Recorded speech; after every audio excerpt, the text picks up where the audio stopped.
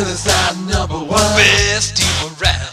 Best team around. The Steelers are number one. Steelers are number one. Super Bowl bound. Super Bowl bound. What's going on? Another Rolka Nation's Brewery live beer review coming at you. As you might know about me, I am a proud Pittsburghian. I called Pittsburgh home. I was born in the city, raised in a little town about 20 miles out of the city called Greensburg, and really, I could not be more proud to be a native Pittsburghian. So, naturally, when I heard the name of the latest entry in Sweetwater's Dank Tank series, pretty much knew I had to try it. So, I got my authentic, best that money can buy jersey on, straight from Shanghai, China bootleg. I got my terrible towel here, and I even got Genome Bettis sitting here for the fun. Because today, we're going to check out Sweetwater's new Mean Joe Bean. A very clear and direct reference to the great Steelers defensive player of the 70s. You even notice the little Dank Tank character has a new Steelers look to him. He could be on the team. Sign him up.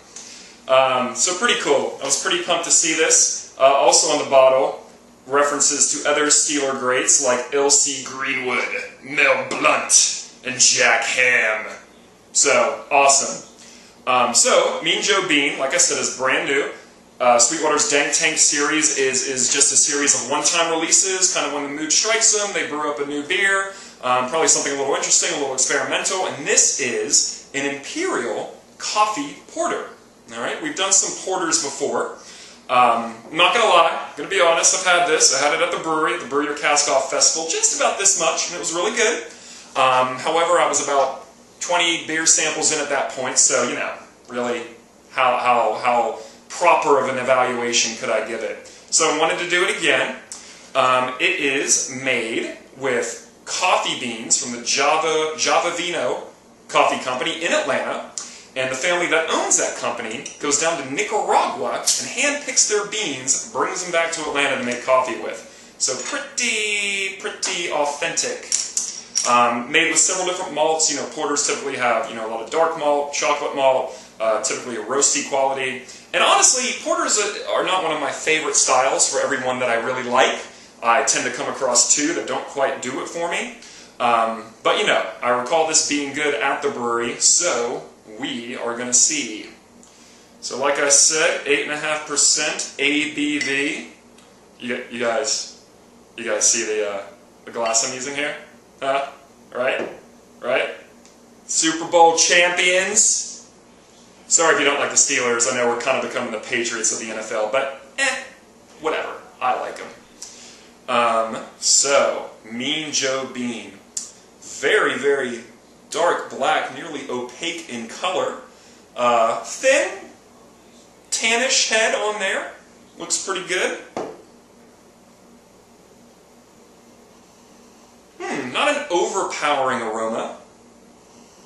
Pick up definitely some coffee in there. Definitely some roasted dark malt.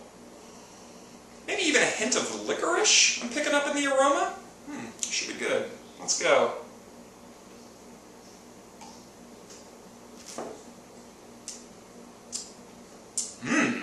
Very nice. Well balanced. You definitely have, you know, that coffee hit you both up front and at the end. Maybe a little hint of chocolate in there. Maybe just a smidge of vanilla as well. Like most porters, it doesn't really have a very complex body. Comes across a little thin in the mouth up front, and then lingers nicely. A nice dry coffee, roasty finish on there. Overall, good. Best served cold porters typically in that 40 to 48 degree range.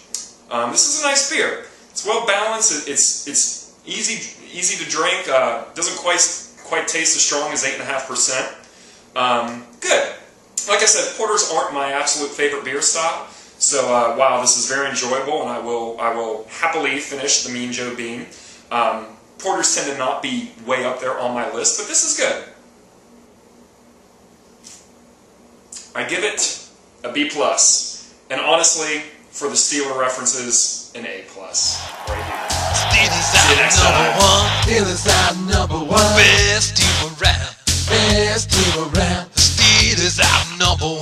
Killers are